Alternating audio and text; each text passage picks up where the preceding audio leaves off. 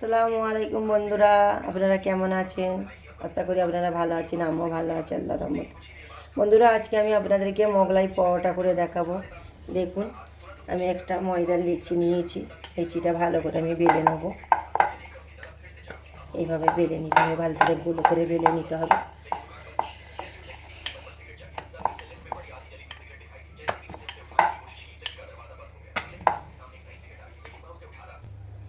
দেখুন, আমি মোগলাই পরোটা করবো। পেঁয়াজ কেটে নিয়েছি। পেঁয়াজের মধ্যে আমি একটা ডিম ভেঙে দেবো। একটা ডিম দিয়ে দিলাম। দিয়ে আমি নুন হলুদ দিয়ে দেবো, লবণ দিয়ে দিলাম। আমি কাঁচামরিচ দেবো না বন্ধুরা, বাচ্চারা খেতে পারবে না।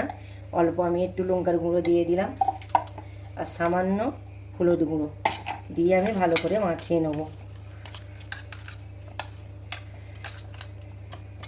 কাঁচামরিচ দিলে আমার বাচ্চারা খেতে পারে না, ঝাল সহ্য করতে পারে না বলে আমি কাঁচামরিচ দেবো না।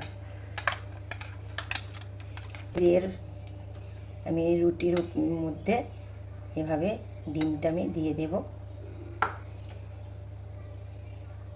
ডিমটা দিয়ে আমি এই দুপাশে দিয়ে মুড়ে নেব। এইভাবে আমি ভাজি দিয়ে দেব।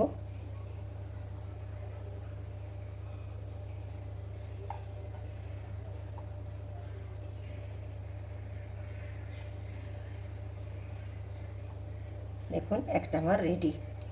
এইভাবে সবগুলো আমি করে নেব। আমি মুড়ে নিয়েছি মোগলাই পরোটাগুলো।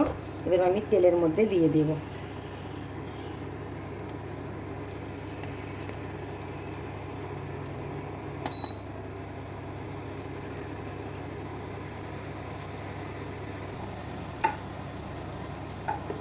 গাইস, ঝিমি আছে, এইটা সেঁকতে হবে, নাহলে ভিতরে কাঁচা রয়ে যাবে।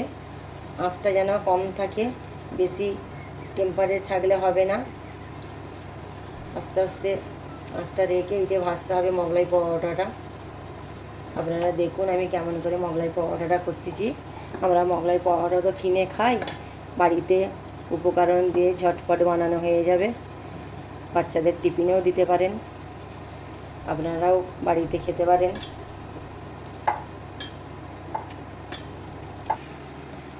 দেখুন, আমার মোগলাইগুলো কত দারুণ ফুলেছে, প্লাস ব্রাউন কালার হয়ে গেছে, কত দারুণ হয়েছে দেখুন। এবার আমি তুলে নেবো প্লেটে, পরিবেশনের জন্য আপনাদেরকে আমি কেটে দেখাচ্ছি। বন্ধুরা, আমরা তো দোকানে মোগলাই পরোটা খাই, কত দামে কিনে খাই বলুন। এই বাড়িতে ঝটপট এই মোগলাই পরোটা তৈরি করে নিয়ে পরিবেশন করুন। কত দাম বলুন তো একটা মোগলাই পরোটা। তাই জন্য আমি বাড়ির উপকরণ দিয়েই মোগলাই পরোটা তৈরি করছি। এই সস দিয়ে খেতে অসাধারণ লাগে। দেখুন বন্ধুরা, আমার কাছে শসাটা নাই বলে আমি স্কিপ করলাম। আমি এই সস দিয়ে পরিবেশন করব। কেটে আপনাদেরকে আমি একটা দেখাচ্ছি। কত অসাধারণ হয়েছে দেখুন বন্ধুরা মোগলাই পরোটা। খেতেও যেমন আর দেখতেও লোভনীয়। বন্ধুরা, এই পুরো ভিডিওটা দেখবেন বন্ধুরা, আমার পাশে থাকবেন রহিমা ভিলেজ কিচেনের পাশে থাকবেন, সাপোর্ট করবেন, কমেন্ট করবেন বন্ধুরা। নেক্সট ভিডিও নিয়ে ফিরে আসছি। খোদা হাফেজ।